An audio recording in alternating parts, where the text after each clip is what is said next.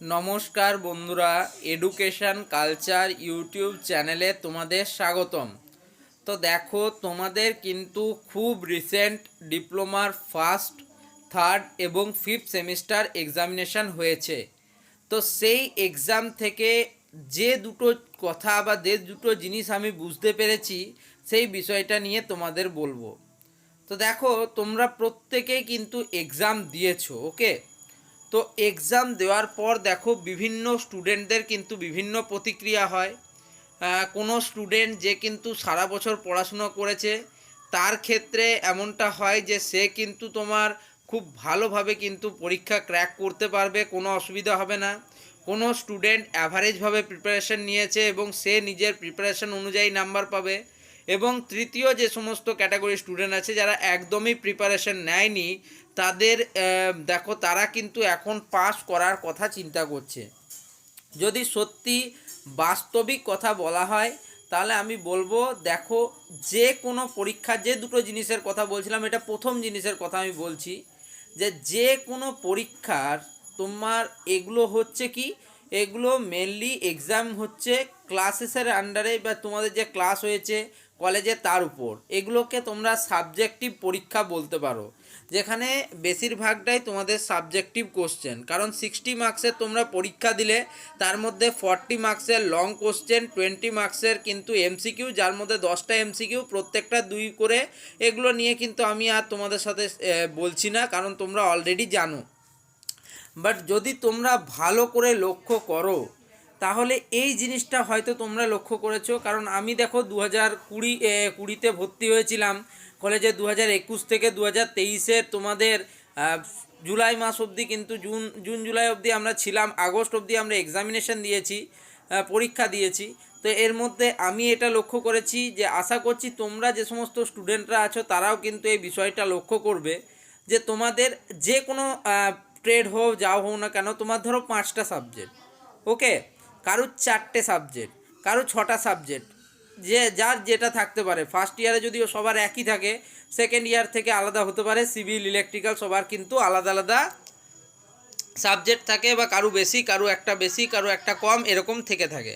তো যাই হোক, তোমরা যদি ভালো করে লক্ষ্য করো, তাহলে তোমরা দেখবে যে এমন হয়েছে যে চার তোমার 5টা সাবজেক্ট, 4টে সাবজেক্টের কোশ্চেন খুবই সহজ।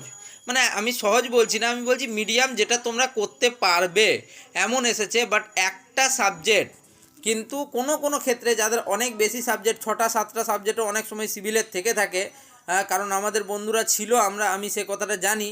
তাদের ক্ষেত্রে ধরো একটা বা সবচেয়ে বেশি হলে দুটো সাবজেক্টে কিন্তু খুব কঠিন কোশ্চেন হয়।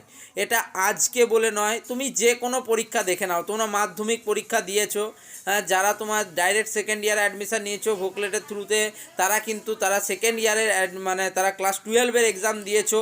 ফলে তোমরা সেখানেও কিন্তু বুঝতে পেরেছো যে একটা সাবজেক্টের কিন্তু কোশ্চেন খুবই কঠিন করে। এটা কিন্তু প্রত্যেকবারে হয়ে থাকে, এবং সেই সাবজেক্টটা নিয়ে কিন্তু তোমরা অনেকে চিন্তিত থাকো। তো দেখো, এই যে জিনিসটা, যে একটা সাবজেক্ট কঠিন হয়েছে, এটা শুধুমাত্র তোমার হয়নি, এটা কিন্তু প্রত্যেকটা কিন্তু স্টুডেন্টের কাছে ওই সাবজেক্টটা কঠিন হয়েছে। আমি একটা কথা বলছি, তখন আমাদের 4th সেমিস্টার ডিপ্লোমা ইলেকট্রিক্যাল, আমি 4th সেমিস্টার, তখন কিন্তু আমাদের এখনও তোমাদের সাবজেক্টটা রয়েছে, যেটার নাম হচ্ছে সুইচ গিয়ার অ্যান্ড প্রোটেকশান। তো সেই সুইচ গিয়ার এবং প্রোটেকশানের এত টাফ কোশ্চেন হয়েছিল। তো তোমরা তো প্রিভিয়াস ইয়ার যখন করবে, বা আমি যখন তোমাদের করাবো, তখন তোমরা সেই সাবজেক্টের কোশ্চেনগুলো দেখতে পাবে, যে একটাও কোশ্চেন কিন্তু সোজা ছিল না। কিন্তু তখনও কিন্তু স্টুডেন্টরা অনেকে ব্যাক পেয়েছে, সাপ্লি পেয়েছে ওই সাবজেক্টটিতে। বাট একটা কিন্তু কঠিন আসে, এটা আমি তোমাদের প্রথমেই বলে দিলাম। যে কেন বলছি আমি এটা, কেন বলে দিলাম, দেখো, তোমাদের কিন্তু নেক্সট সেমিস্টার আসবে, সেকেন্ড, ফোর্থ, সিক্স সেমিস্টার। খুব বেশি তোমরা সময় পাবে না, খুব বেশি হলে এপ্রিলে তোমাদের পরীক্ষা হবে সেশনাল, মেতে যাই হোক তোমাদের থিওরিটিক্যাল, এরকম একটা কিন্তু কাউন্সিলের যা নোটিফিকেশান সেখানে রয়েছে। তো যাই হোক, সেখানে কিন্তু তোমরা সেখানেও একটা সাবজেক্ট কিন্তু, বা সবচেয়ে বেশি হলে দুটো সাবজেক্ট টাফ পাবে। তাই তোমাদের জানতে হবে যে কোন সাবজেক্টটাকে আমি কিভাবে পড়বো। প্রত্যেকটা সাবজেক্ট পড়ার ধরন এক নয়। ম্যাথামেটিক্স, ফিজিক্স পড়ার হয়তো আলাদা রকম, সেই তুলনায় তোমার ধরো ইঞ্জিনিয়ারিং, মেকানিক্স বা FEEE, এটা পড়ার টেকনিকটা আলাদা। তোমাদেরকে টেকনিকগুলো জানতে হবে। আর টেকনিকগুলো জানতে হলে কিন্তু এই চ্যানেলের সাথে তোমাদেরকে যুক্ত থাকতেই হবে।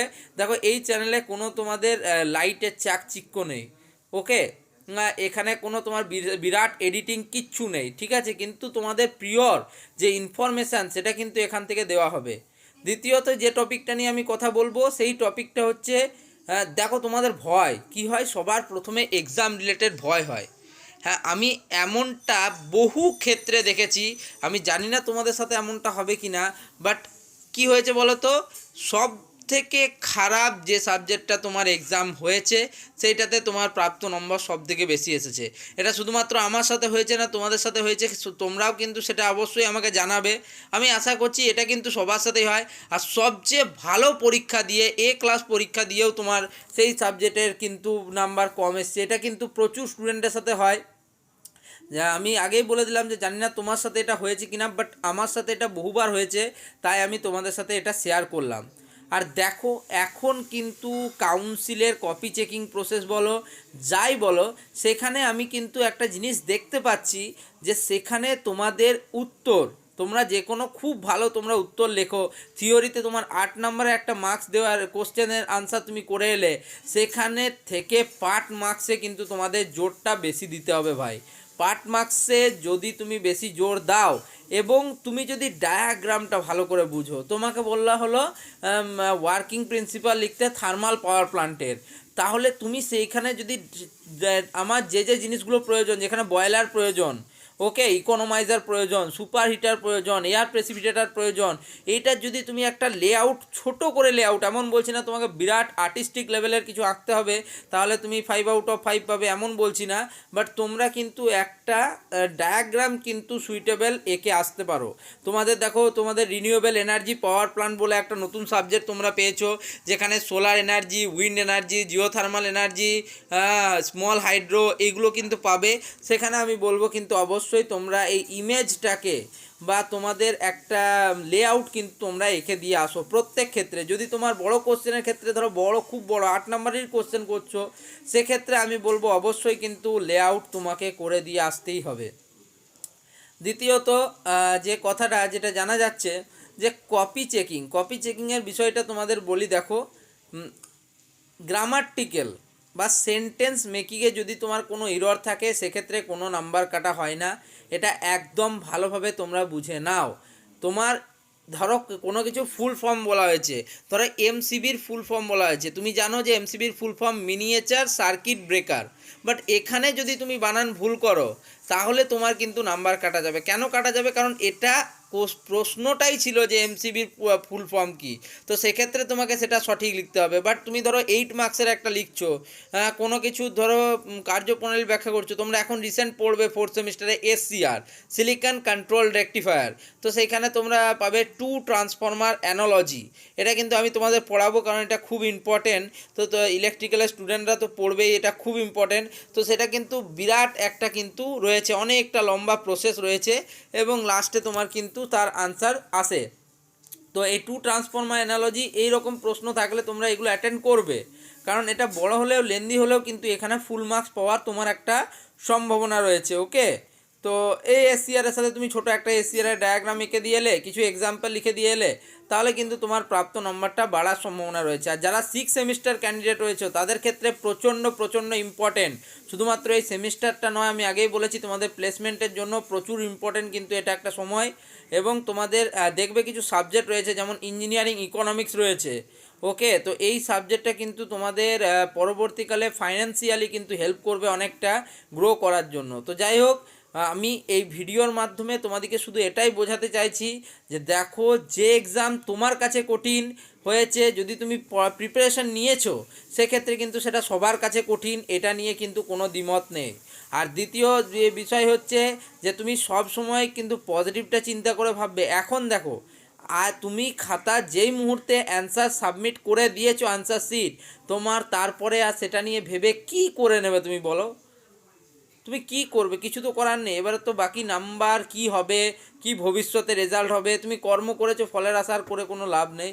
এগুলো কোনো বিরাট কথা বলছি না, এগুলো জাস্ট তোমাদের জন্যই বলছি। তো যাই হোক, যদি তোমার মনে হয় যে হ্যাঁ এই ভিডিওটা হেল্পফুল এবং অবশ্যই তোমার বন্ধুদের মধ্যে শেয়ার করার প্রয়োজন আছে, শেয়ার করো। চ্যানেলটিকে সাবস্ক্রাইব করে রাখো, কারণ এইরকমই ইনফরমেটিভ ভিডিও দেবো। কোনো এমন কথা বলবো না যেগুলো তোমার কাজে লাগবে না বা ক্ষতি হবে, ঠিক আছে। আর তৃতীয় যে বিষয়টা, অবশ্যই কিন্তু ভিডিওটিকে লাইক করো যদি তোমার মনে হয় হ্যাঁ এই ভিডিওটা ভালো। যাই হোক, ধন্যবাদ।